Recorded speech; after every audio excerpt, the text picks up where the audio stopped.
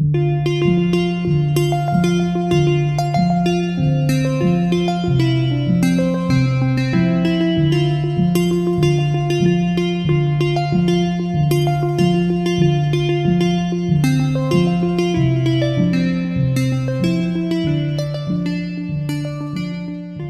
Environmental Justice and Community Organizing panel has two focuses. For one, we'll be discussing the implications of the collapse of the Great Salt Lake for environmental justice communities. That is, communities that are predominantly non-white or low income and disproportionately burdened by environmental hazards. Although there's a lot we still don't know about which communities might be particularly affected by toxic dust from the Great Salt Lake, environmental catastrophes almost always have disproportionate impacts on marginalized communities, both because marginalized communities like those on the western side of the Salt Lake Valley already face high pollution burdens, and because the capacity of those communities to respond or adapt to environmental hazards is often limited. The other focus of this panel is on community organizing efforts to respond to this crisis. People are coming together and mobilizing their communities to raise consciousness and take action, and we'll hear about some of the awe-inspiring work that our youth are doing on that front. So let's get started. Our panelists today are Jacob Crane, Community Engagement Coordinator for Indigenous Climate Action; Sara, a professor of sociology here at the University of Utah and co-director of the College of Social and Behavioral Sciences Center for Natural and Technological Hazards; and finally, Muskan, Walia, who is a climate education and training organizer at Utah Youth for Environmental Solutions. Sara, I'd like to start with you, and Sara's going to come up to the podium and show us a few slides. As we face the collapse of the Great Salt Lake, pre-existing disproportionate air pollution burdens in Salt Lake City will only get worse. You've done groundbreaking research on how air pollution impacts elementary school children in Salt Lake City. So if you could share a little bit about your research and findings, that would be great. Thank you.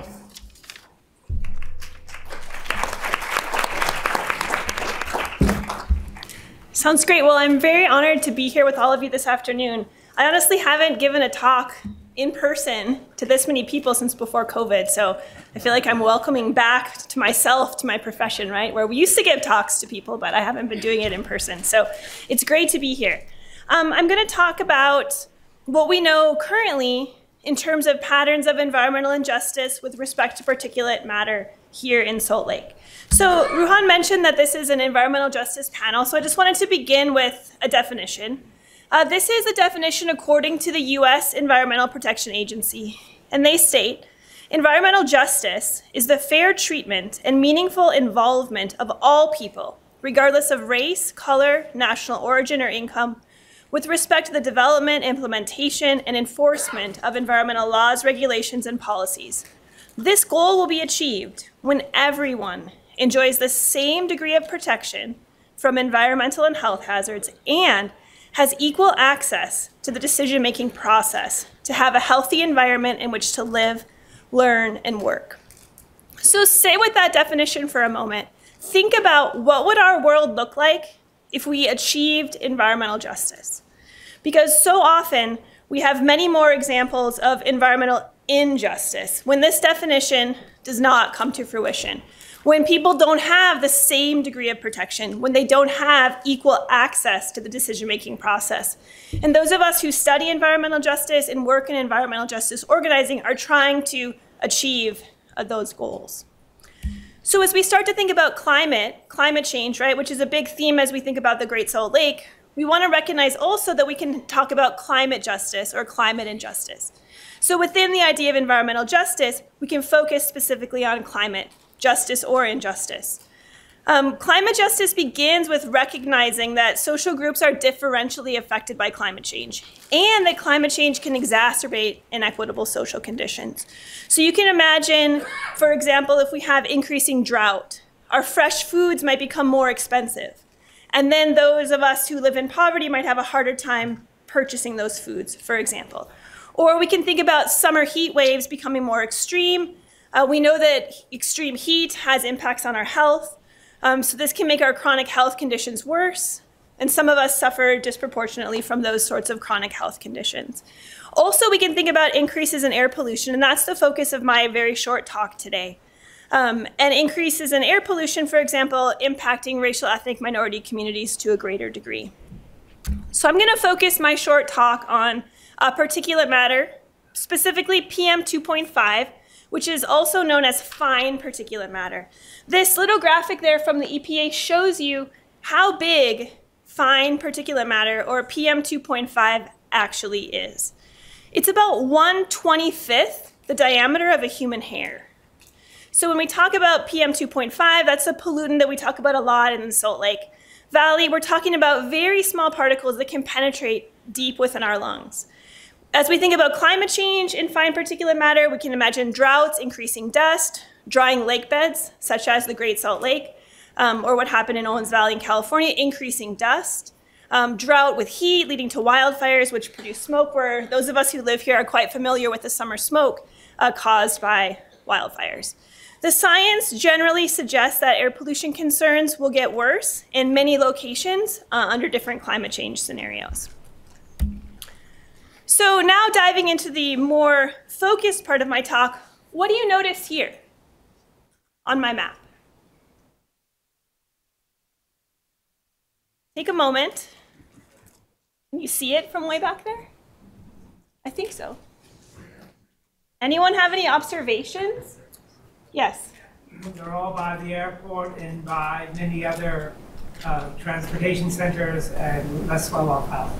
Yeah, so bigger orange dots are higher levels of air pollution. You see those higher levels of air pollution near the airport, also near the transportation arteries. Yes. Someone over here had their hand up. Way in the back then.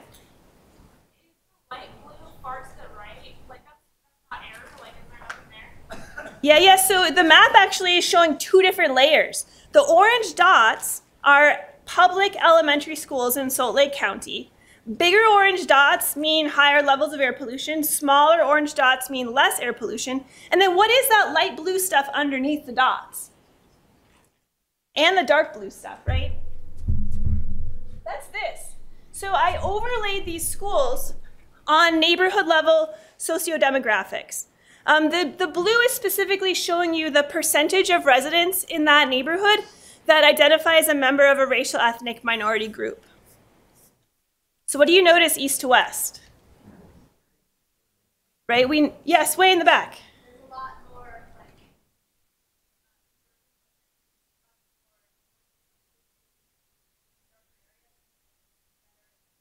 Yeah. Yeah, you can see the east-west gradient with respect to racial ethnic segregation that we have in Salt Lake County. And then when we overlay this with the schools made larger or smaller based on their level of pollution, you can see this pattern of distributional environmental injustice, where communities, in this example here, that have higher proportions of racial ethnic minority residents have worse air conditions. This specific map is capturing conditions during a moderate inversion when the air quality in the valley is around orange. And I'll get into some more details with respect to that study, but I just wanted you to take a look at the map and sort of see what type of observations can be made. So the map comes from a study that we conducted where we were looking at inequalities in exposure to particulate matter at Salt Lake elementary schools. And a lot of this research looks at chronic exposure to pollution, and we were really interested because it's Salt Lake and we know about the inversions. How do these patterns change, or what happens as the air gets worse and as the air gets better? So we used data from the National Center for Education Statistics, and then we used individual monitors that people have at their homes, right, and at their schools or businesses to assess PM 2.5 or fine particulate matter pollution. We did multivariate statistics that accounted for clustering. And I'll show you what we found, but first, these are the data that we used. We used these data. They were originally developed by a group of faculty at the U in computer engineering as well as chemical engineering. And this was yesterday, right? You can see we had a beautiful green air day yesterday. But as the air conditions change, these individual sensors pick up, right, different levels of air pollution. So we use these very spatially and temporally refined data to conduct our study. And if you'd like to check the map on your own, right, you can just search Salt Lake County Health and Air Viewer, and this pops right up. So what we did in our study was we looked at 3 different scenarios of air quality in Salt Lake County. When the air is pretty clean, that's the panel on the left, The highest value there was 6 micrograms per cubic meter. This is a green air day everywhere, but even on a green air day, some places of our valley experience greater levels of air pollution than others. The middle panel is a moderate inversion scenario. This is generally a yellow air day in the valley, although there is variability. And then the third panel is an orange to red air day when most schools were experiencing high levels of particulate matter. So you can see that the pattern in terms of which schools have the highest levels of pollution, the biggest blue circles, and which schools have the lowest level of pollution, the smallest blue circles, it's somewhat consistent, but it also varies depending on these differing weather conditions that give us these different inversion conditions. So at the school level, we looked at the racial ethnic composition of the student body, the socioeconomic status using Title I eligibility, if it was an elementary school versus a middle or high school, if it was a charter school, alternative school, etc. And we did a series of analyses, and what we found was that, and this table shows you the 3 different scenarios and then what our results were in our statistics. And what we see is that for our racial ethnic variables, this percentage of Hispanic Latino students in the school, and then the percentage of other students of color in the school, those percentages are positively related to increasing levels of particulate matter, no matter the scenario.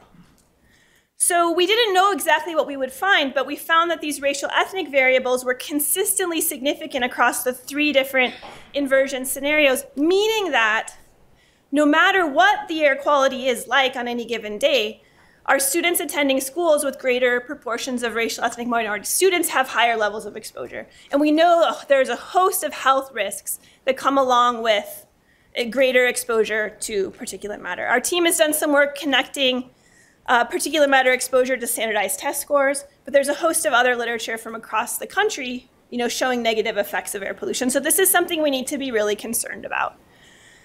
This is a study we did looking at schools. We've done similar work at the neighborhood level. Officially a census tract, which is roughly a neighborhood. The average census tract has about 4,000 residents. And we found a very similar pattern of higher levels of particulate matter, that's the column with the red circle, and then greater proportions of differing racial ethnic minority groups. So I've done this type of work in Houston, in Miami, in Phoenix, in El Paso, Texas, in some California cities. And I find that here in Salt Lake, we have some of the strongest relationships between racial ethnic minority status and air pollution. So we have really dramatic patterns of segregation and gradients of air pollution that are connecting in this way. So it's definitely a concern here. And as we think about changes that might happen with respect to our air quality due to the Great Salt Lake, we need to be aware that this is another reason why we desperately must take action. So I'd like to end with just a few action items, because we can learn about this, and it's very important that we know about this so that we can make changes and try to address policy and reduce pollution. But it's also kind of can make you feel like, well, what do I do, right? This is very, very disturbing. So one thing we can think about is expanding our sensor network. That's not going to reduce the air pollution, but it's going to give us better information about the air pollution, which people can use to make decisions. So you can put an air pollution monitor at your home. You can fundraise to put air pollution sensors in communities that currently don't have them. You try to do what you can to reduce air pollution. It's important to contact our elected representatives. There's contact information for everyone if we're interested in Salt Lake County. You can talk about school siting, right, where we are putting schools versus where the sources of pollution are. We can think about ways to mitigate air pollution concerns at schools, such as adding vegetation barriers. We can think about encouraging our elected officials to think about environmental legislation, opposing new sources of pollution, investing in water conservation with respect to the Great Salt Lake. We can write letters to the editor and commentaries in our local newspapers about climate justice and these issues to raise awareness. If you're eligible to vote, you can work to elect people that represent your community. We can also work with groups that advocate for cleaner air as well as for saving the Great Salt Lake. So I will end with that. Thank you.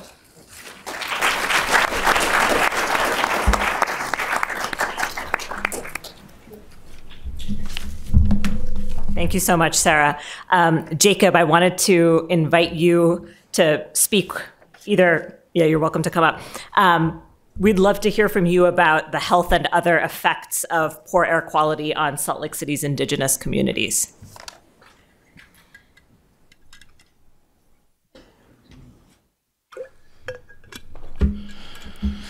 Dadanist Ada Size Jacob Crane. Hello everyone, my name is Jacob Crane. I'm from Tsuut'ina Nation, which is located on the southwest side of Calgary, Alberta.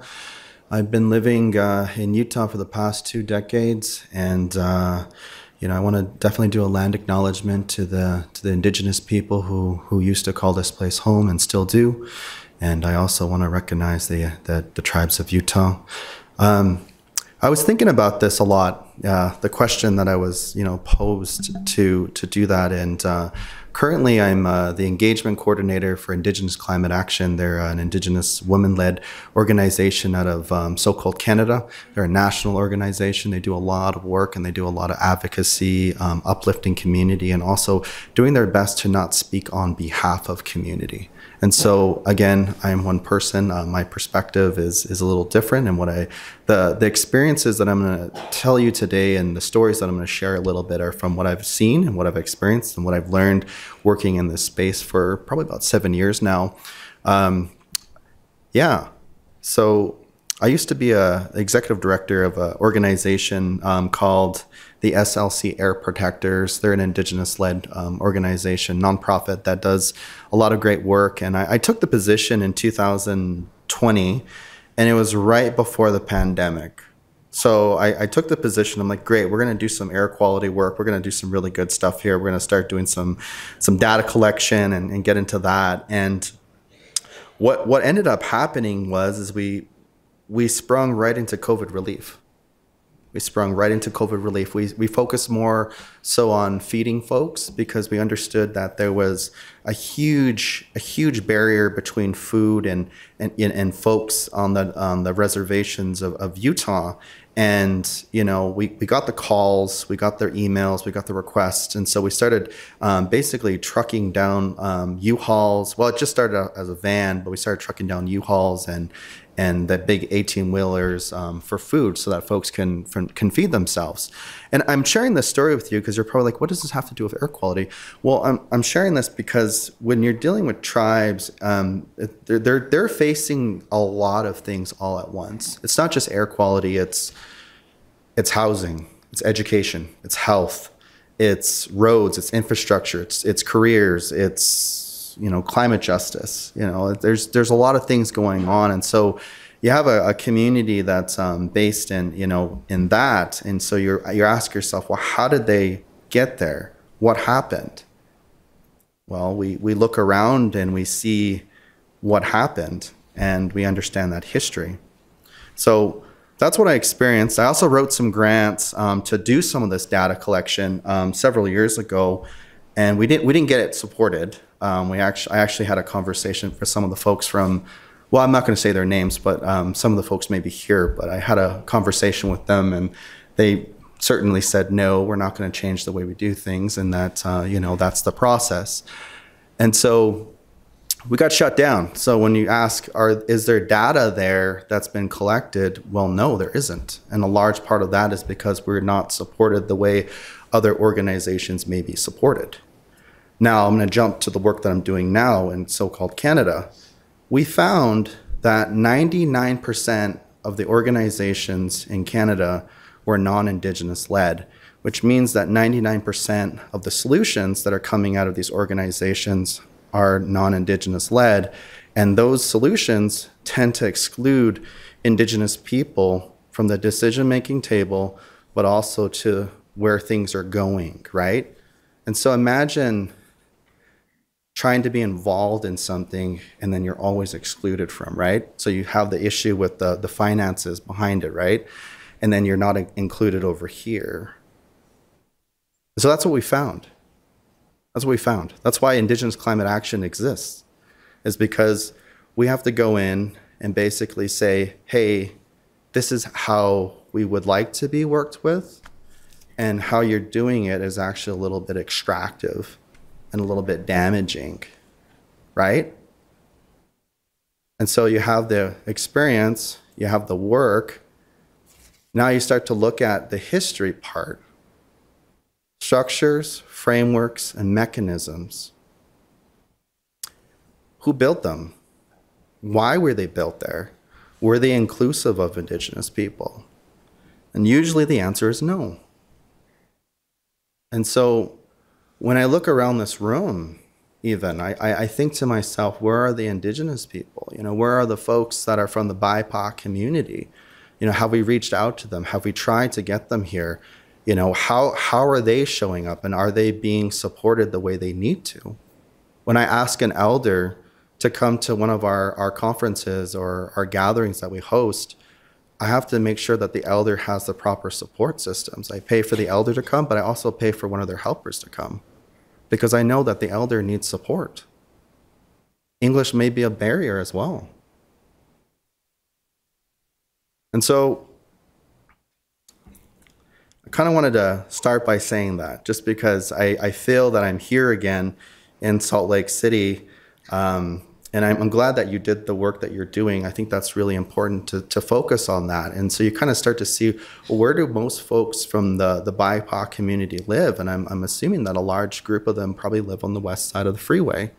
And a lot of the dots that popped up were on the west side of the freeway. And so we have to take a look at that. You know, how are we building a better future for tomorrow? And how are we building a more inclusive future and bringing in Indigenous people at the beginning stage of the process, right? Otherwise, you're just repeating history.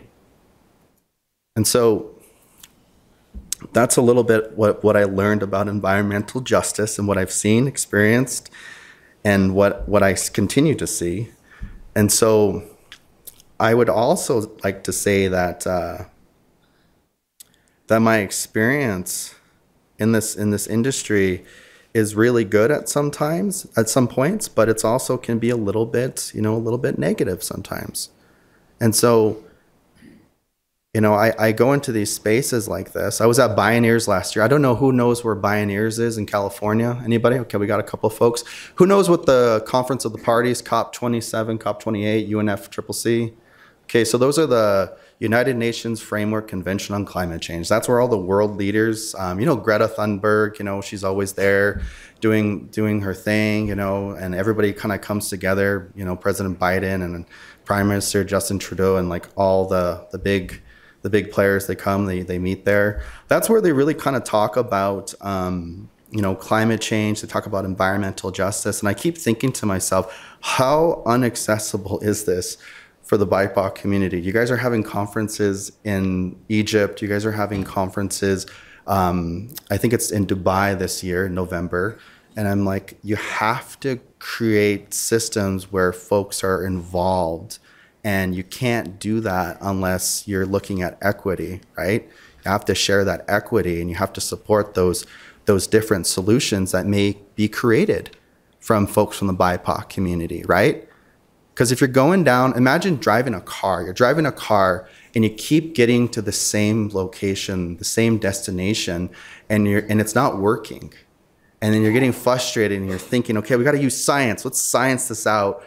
And it continues to not work.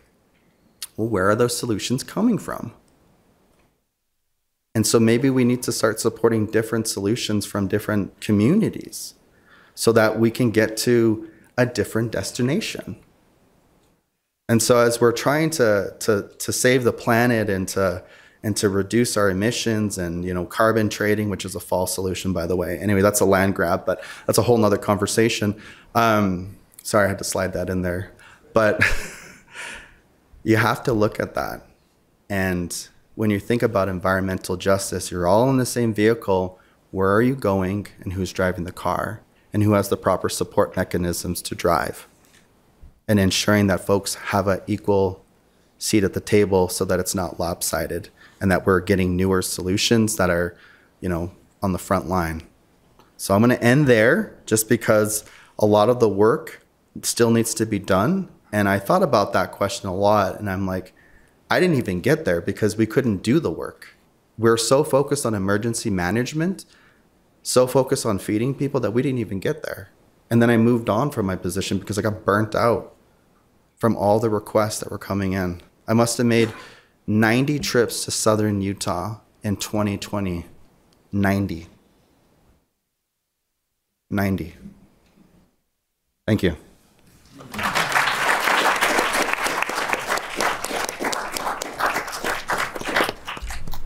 Thanks so much, Jacob. Finally, Muskan, if you could tell us a little bit about Utah Youth Environmental Solutions, and in particular, UYes's work on the Great Salt Lake, including the die-in that you helped organize last year. I am Muskan. I'm a third-year student here at the university studying math and philosophy, and I am a climate justice youth organizer with UYes, Utah Youth Environmental Solutions. So I want to talk a little bit about UYes. So UYes is a youth-led organization that is essentially empowering young people in Utah to take action and mobilize around climate and environmental issues. And sort of our strategy is like a three-pronged approach. So we use legislation, we use education, and we use action. So what we've noticed in Utah is that youth are often sort of left out of the political conversations that are disproportionately impacting them, specifically with climate and environmental issues. And so our mission is really to invest our resources and advocate for youth to build reciprocal relationships between, Utah youth, community organizations, and Utah decision makers. And so, sort of like our first approach is legislation. So the first big thing that UYes did was in 2017. We wrote and passed the first resolution in the state of Utah recognizing climate change and promoting environmental and economic stewardship. The other thing that we did with legislation is our clean energy campaign. So we work with local school districts to sort of transition them to 100% clean energy, and have seen success in Salt Lake City School District and Park City School District, and are now working in Davis School District and Granite School District. But what we noticed working on these campaigns is that a lot of youth have the energy and they care a lot about these issues, but they lack the education and the resources to sort of mobilize. And so, and that's really because the state sort of systematically structures education to not have as much access to political education and climate and environmental education. And so we sort of identified this need for a training program or climate education to open up political education in Utah. And so we created this climate education training team. And essentially what we did this past summer, and these are some photos from our training program, is we have a month-long training program in the summer. And specifically, we in 2020 identified youth were getting really concerned about the issues at the Great Salt Lake. And so we wanted to sort of mobilize around that, but a lot of us felt like we didn't know what was happening or the terminology to use or what we could do. And so, and like what the water issues were. And I think this was really interesting because a lot of us grew up in Utah, but we had never been to the Great Salt Lake. But we needed to mobilize around this because it was threatening our life and our safety. And so we, built this training program around the Great Salt Lake. We talked about, providing historical context for a lot of the high schoolers and college age students about how the crisis at the Great Salt Lake is tied to systems of social oppression, and sort of giving a framework to talk about the crisis that is compounding here in Utah. And so one of our sort of big philosophies with education is that students don't just need information. They need resources and tools to organize and mobilize around that information. And so we also sort of provided solutions to advocate for at the Great Salt Lake, to save the Great Salt Lake. And really, we're trying to connect people to the folks that were doing the grassroots work. So, UYes, our mission with this three-pronged approach is bringing people into the movement and sort of including them in spaces. So, we had a camping trip at the Great Salt Lake, and we had Darren Perry there, who's up there, and we met with folks from Save Our Great Salt Lake. And I want to go back to sort of this three-pronged approach, which was after they, went through the training program, it essentially culminated into a direct action. And why is UYes sort of focused on direct action? It's because youth are sort of left out of the conversation. Direct action provides an avenue for us to insert ourselves into the conversation. So we are given the tools and resources to, we're seeing the state legislature sort of not take action on their own accord, and we're getting frustrated by that because we know what solutions need to happen. And so this was sort of a way for youth to intervene, to highlight what's not happening and what needs to happen by decision makers. And so that's sort of the tactic that we really promote for our youth is direct action to be heard. So this, die-in that we had, these are some photos from it. Where this idea was born was that, when someone is dying, we sit with them and we spend their last moments with them. And so we thought, why don't we do the same for the lake?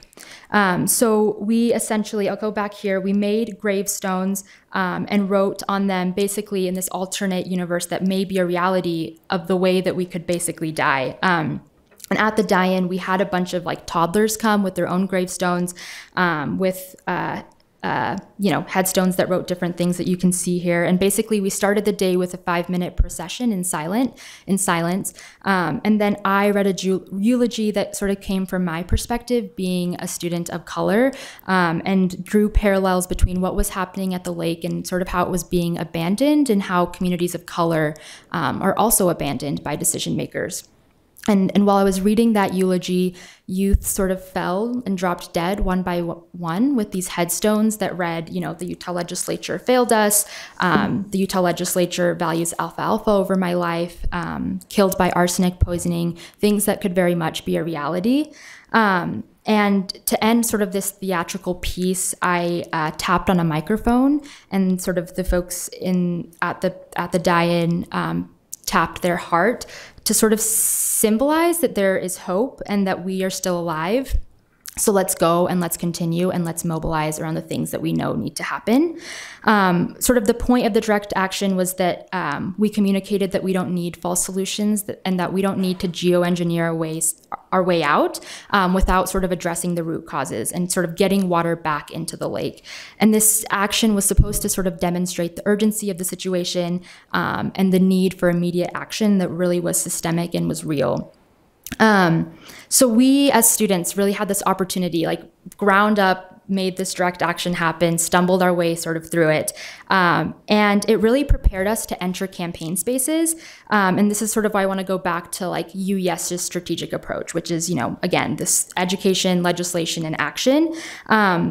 This direct action sort of established young people as leaders. It got people talking, it got a lot of media attention, and it started getting youth connected to channels where they could continue this advocacy work. And that's sort of where, back to what UYes's role is sort of giving folks, youth specifically, giving us the tools and resources to get involved in spaces where we've historically been excluded. When it comes to sort of these organizations that are running these campaigns, the perception is often that young people aren't ready to make valuable contribution. But what we saw from this three-pronged approach, and we really do believe that you need all three, and seeing that when we invest in youth, that they can come up with really good solutions. I want to say that at sort of the end of the program, one of the youth started talking about different campaigns and how the Great Salt Lake should sort of be an entity of its own with its own rights, when she didn't really know about the movement that was happening, and was really excited to connect with lawyers in Utah. And so when we when we invest in youth in this sort of de-siloing way that prioritizes legislation and education and action, youth are able to come up with solutions in spaces that are productive and spaces that are comfortable, and we're able to see ideation and action really manifest when we invest in youth.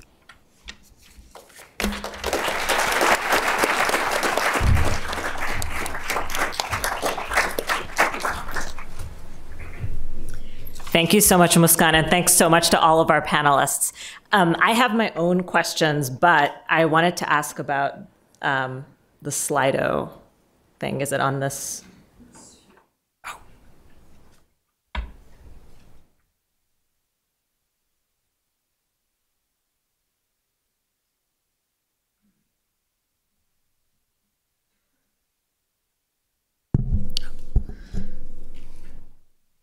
Okay, so I'll start off here, and I think I'll go in reverse order, if that's okay. I'll start with you, Muskan. What I found particularly inspiring about your comments was the way that you talked about how the structure of our education system doesn't allow youth to get the tools and resources that they need to be able to act on major issues of our time, like the Great Salt Lake, like climate change. And so what I found so inspiring about UES is the way you all created your own training programs. If we're not getting taught this in school, we're going to teach ourselves and we're going to teach each other. So I thought that was really amazing. My question is, you mentioned briefly about how what's happening to the Great Salt Lake to you intersects with other systems of social oppression. And you also touched a little bit on, in your eulogy, parallels between the Great Salt Lake and communities of color. And I'd love for you to just elaborate a little bit on those topics. Yeah, so sort of the climate justice training program, it has 4 chapters, and one of them was like how we got here. And when we were sort of doing a deep dive into like the Great Salt Lake and the history of the land before, and like the indigenous people that were on the land, we spoke to these leaders. We learned that like a lot of people were sort of, especially BIPOC communities, were alerting and expressing concern about where the direction that we were heading, and no one listened to them. And I think that we see that for a lot of BIPOC communities, like Sara and Jacob were touching on it perfectly. And it has like manifested into us sitting here today and like scrambling for solutions. And so we, the systems of oppression, we hit on a lot of them, but, like this radical individualism, capitalism, white supremacy, the patriarchy, sort of all of these things pushing down and silencing these communities of color that are like screaming out that, we're heading in a bad direction. And yeah, us just continuing to ignore it because those systems let us ignore it. And so, yeah, I think the Great Salt Lake and environmental issues are physical representations of these communities of color just continuing to be left out because of these systems of oppression. Great. Thanks so much. Jacob, I wanted to turn to you next and ask a follow-up. You talked about something that I think is really important in the environmental justice movement and a sort of a central tenet of environmental justice, which is the intersection of environmental issues with all kinds of other social justice issues. And so you talked about, when you began working on air quality in Salt Lake City, it was the beginning of the pandemic, and you were switching into emergency mode and dealing with issues of housing justice, food justice, transportation justice, plus COVID, plus pre-existing air quality issues. And so I would love for you to elaborate a little bit more on the way you've seen different social justice issues intersect for Indigenous communities. It was a lot of fun, I'll tell you that much, driving down there all those. I mean, I know every stop, I know everywhere. It's amazing. I've documented it very well. Should have started TikTok, but I didn't. Yeah, there's a lot of intersectionalities. There's a lot of things happening in Indian country, across borders as well. We call it the medicine line for folks that don't know. We have that connection to the land, the natural world, and yeah, a lot of parallels between Canada and United States with what's happening and how Indigenous people were handled. I always think of like reconciliation. I think of this, I get excited about the just transition movement. Anybody know what just transition means? Anybody familiar with justice and transform? Yeah, everybody's transitioning. We want to provide, clarity and safety for folks that may be working in the oil and gas industry, and we want to make sure that they have parachutes to land in and stuff like that. But the just transition, it looks different for folks that are from the BIPOC community. So there's the just, which is the justice, and then there's the transition, which is creating jobs and trainings and making sure folks have a 4-day work week. Just kidding. But I had to slide that in there too. But actually ICA does have a 4-day work week, just saying. But that's because we understand community. Anyways, that's another thing. But justice in transition, it looks different from BIPOC communities. We look at justice from an Indigenous lens, and I think of reconciliation of what has happened here, the truth, and how we can move forward together, and how can we repair those relationships and those partnerships and those treaties that were once legal binding documents that have simply kind of just, they're over there. But I think of everything and the equity that comes with that justice, and how we can intersect with the environmental space, how we can, that solves this problem. Well, what about this problem? And I think it all kind of comes back to equity and how things have kind of just been extracted from the reservations and from Indigenous people, whether it's their knowledge or lands or resources that are under the land, under the surface there. And so we got to start looking at how we can create better systems and structures and frameworks that involve Indigenous people that are uplifting that community. And I think you'll see a lot of change overnight in understanding what land back means. Like a lot of folks, they kind of get a little turned off by land back, but actually it's just a political, well, actually it means different things. It means, campaign, but it also literally means land back, but it also creates an Indigenous framework where people can operate off of. And so it means a lot of things, but, making sure that we're understanding what that means. And if Indigenous people did get a little bit of their land back to govern on their own, I think we would see a 25-30% decrease in poverty on reservations overnight. Thanks, Jacob.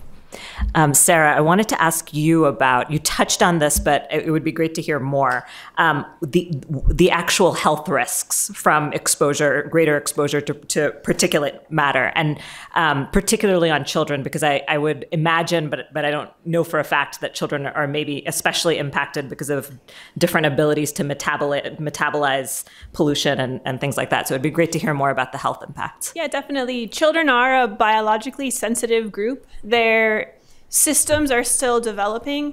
They're also lower to the ground. Once I read this, I can't get it out of my mind. I mean, small children are at the same height as a tailpipe, and so they receive an increased dose of air pollution as compared to someone who's taller.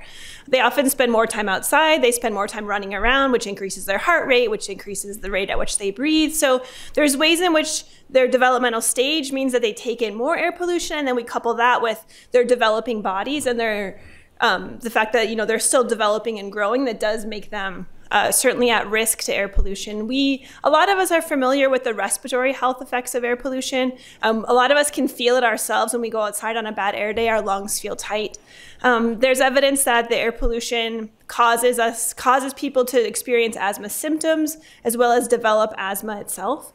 But the health effects of air pollution, particulate matter, in particular, extend beyond just respiratory health. There are cardiovascular effects, there's neurological effects, developmental effects. When I first learned about this, it really shocked me, but fine particulate matter can affect the way that our brains function, the way that our brain stems and brain structures, how they appear. There's a colleague at the University of Montana, Lillian Calderon, and she does work, she's a medical doctor, she does autopsies on otherwise healthy people in Mexico City who have died from causes unrelated to air pollution. And she's found in young children that they have brain structures that resemble people who have early Alzheimer's. So the air pollution can actually affect the way our brains function, the way we remember things, our cognition. There's a whole body of literature connecting exposure to air pollution and children's cognitive scores on a variety of different tests, as well as academic performance. So we can think about lungs, we can think about our hearts, we can think about our brains. The effects are really far-reaching. And a really scary thing is that a lot of the literature shows that these effects of particulate matter, they happen at low levels. You don't have to just have a really bad air day. That also just small changes in particulate matter can also have health effects. So the conversations currently happening about making the particulate matter standards in the US more health protective, in my opinion, are definitely a step in the right direction. Great, thanks a lot. I'm going to take a few audience questions that are popping up now. So one person has a question for you, Muskan. At the die-in, you held signs like "Utah legislators failed us." What do the legislature or governor need to do in the near future? Gosh. Okay.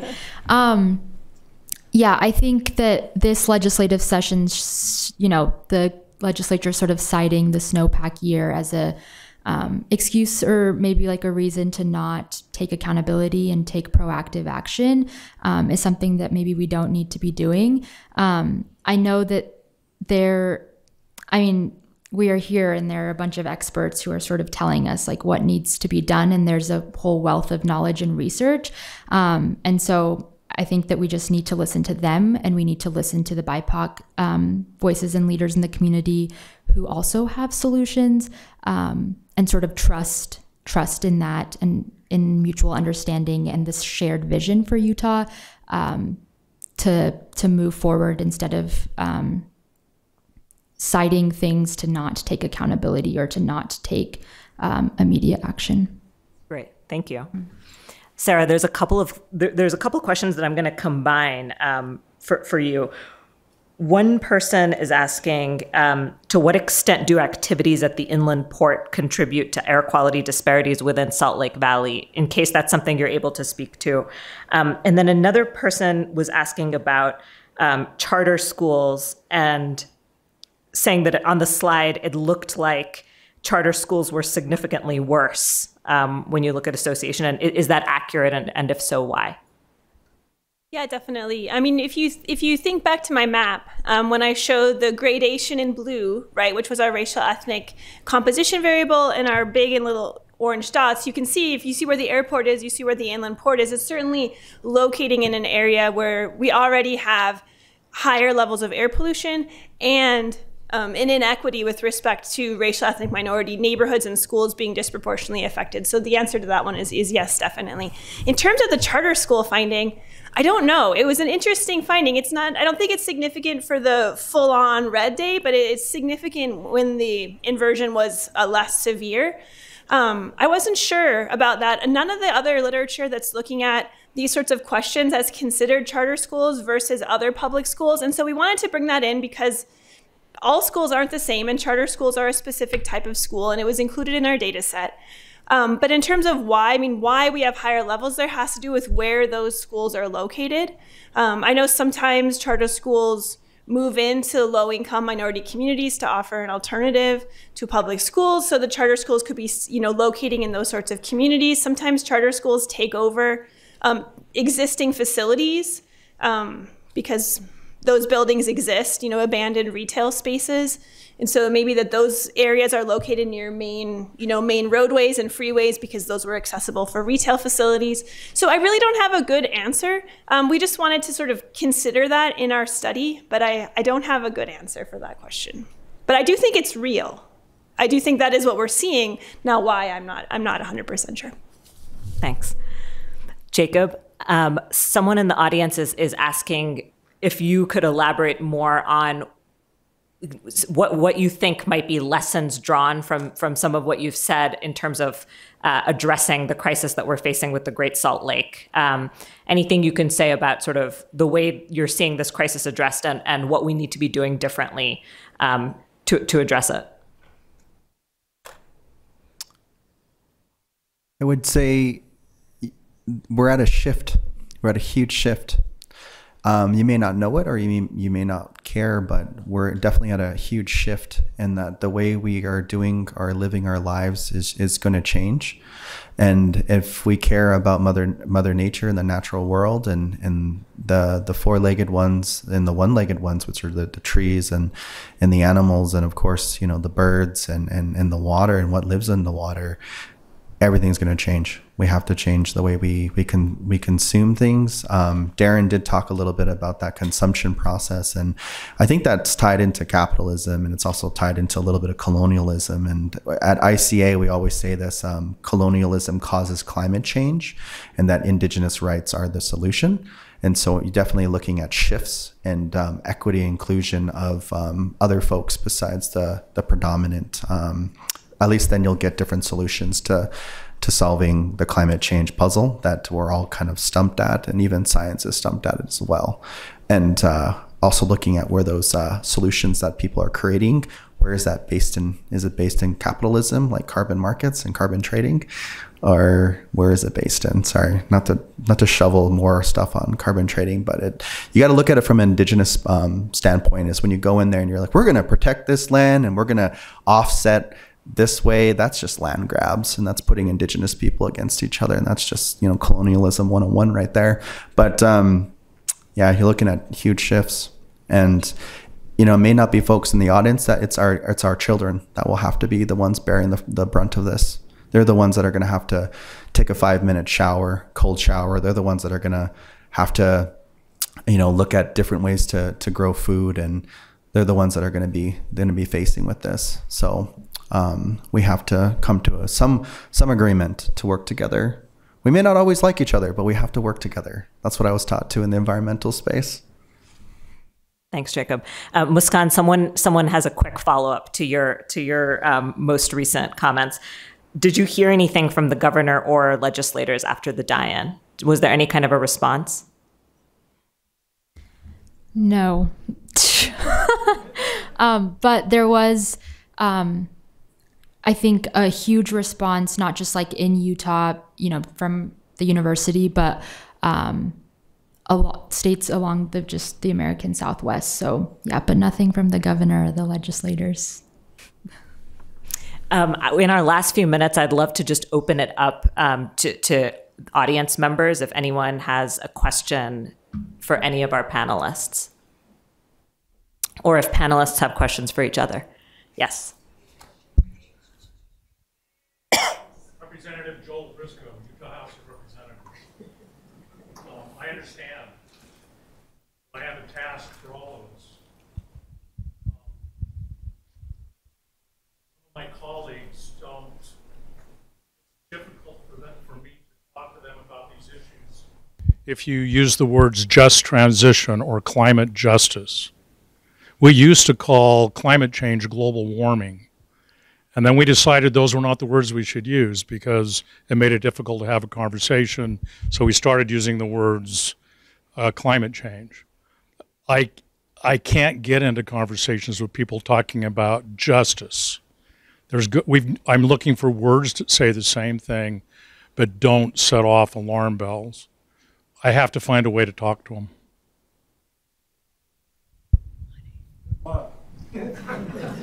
I'm not giving up. You said good luck? You said good luck. If they don't understand the word justice, why should I quit? No, I'm not saying you should quit. We can't just toss them off and say good luck like it can never happen. We have to engage. We have to engage with them. I've lived here my whole life. I have as well. I have as well. I'm committed. I'm asking for help.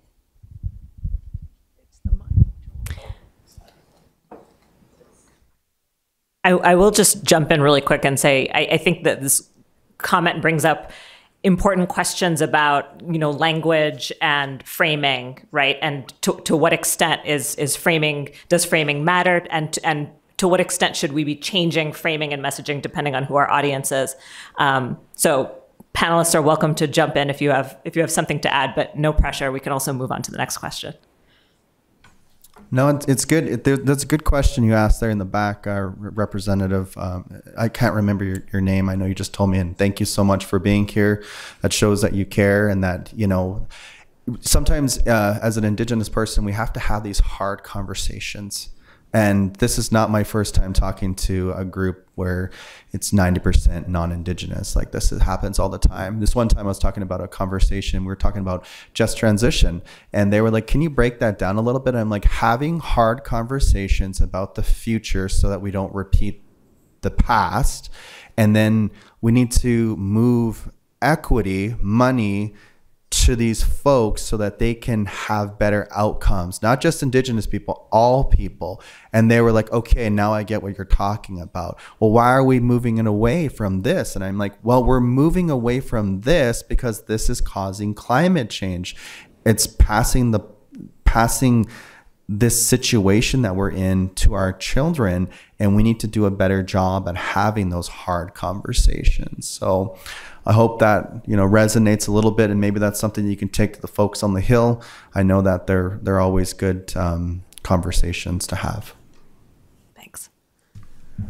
Hi, I'm Lucy Hawes, and I've worked with the Salt Lake Education Foundation and with some foundations in Salt Lake, and especially with youth, especially the die-in. How are you bridging youth to talk? One of the wonderful complications of our valley is we have agricultural interests, inner city interests, natural resource interests.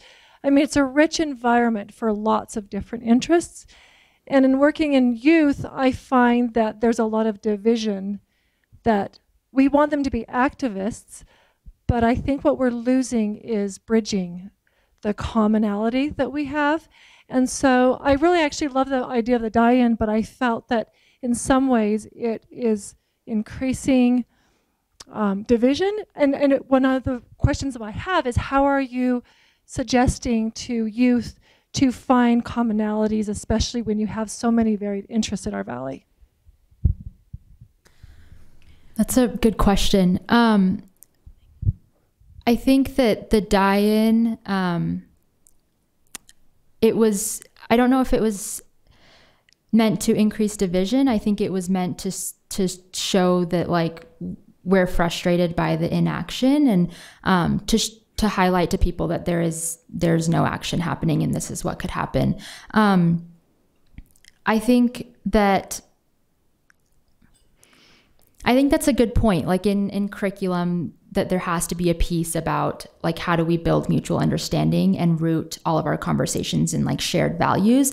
And that's something I've just learned by being in the campaigns. You know, like, once youth are finally able to sit in a circle with these older people and are forced to have an intergenerational conversation, you start to, like, and they have an ally in the room. Like, I've been in a lot of conversations with, like, my local school district where he's like, this someone, won't say the pronoun, will, you know, force me to apologize because they've been doing it for 25 years. But what's helped, and I have wanted to react, I have wanted to just leave the Zoom meeting and just say, I'm not doing this anymore. But it's having adult allies to sort of, you know, that you can chat or whatever and say, to vent and say, I just, like, want to scream at them. I want to, like, not work with them anymore. And having them sort of step in and say, this conversation, there's, like, insane power dynamics here. We need to be respectful of each other. Like, it goes both ways, right? I think youth are having a hard time finding commonality because adults are forcing them to apologize, making them feel like they're stupid or that they don't have anything to contribute when, like, they've spent 4 hours the night before researching everything. Have spent, like, we've on these campaigns, like, we've spent 3 years researching. We have so many supporters that are adults, and we feel sort of devalued. And so that sort of leads to the division. So getting the youth into the room, making sure that they have adult allies, and then that can sort of step in and call out when power dynamics are being abused a little bit, because the commonality has to come from both sides. Like, my older mentors are teaching me, don't freak out and don't say rude things, like, just vent to me.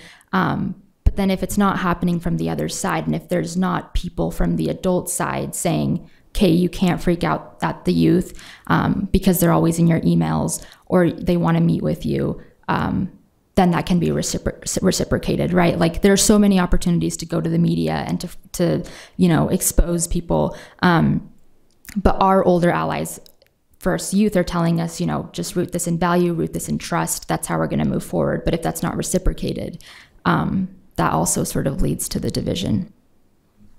I'll just add, Muskan, because I think something that I'm hearing you talk about, but that a word that hasn't come up in our panel today is solidarity, and I'd love to see us move, you know, away from maybe finding common ground and commonality to a language about solidarity, right? So to what extent are adults showing up for youth and expressing and showing solidarity with youth?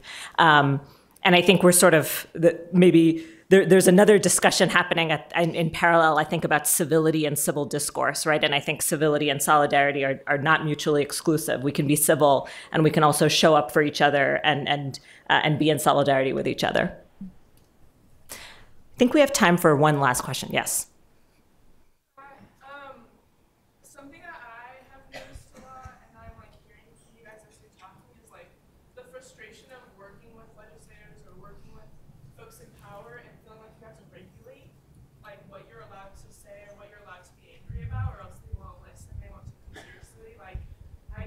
too radical or nothing will happen.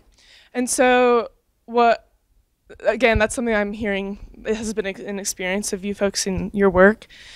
And I would love to hear from each of you, like an imagining or a longing for or a wishing, something that you're not allowed to talk about in a lot of these spaces that people maybe wouldn't take seriously, but that's like completely essential. Like if we can't imagine what we're working towards, then how can we make it happen, right? So I would love to hear like if you are letting yourself like wish fully and like anything is possible, just something that each of you like are just longing for when it comes to Great Salt Lake and when it comes to the change that you're talking about.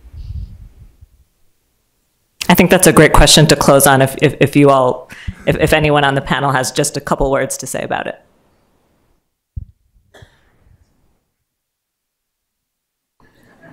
What do you long for? Land back. I think that's probably the most important thing. Land back. Adults proactively reaching out to youth for their perspective instead of youth feeling like they need to spend 2 weeks to prepare a presentation to be heard. I think we have to look critically at capitalism and the role of capitalism in shaping a lot of these environmental injustices that we see. If you can join me in thanking all of our panelists today, thank you.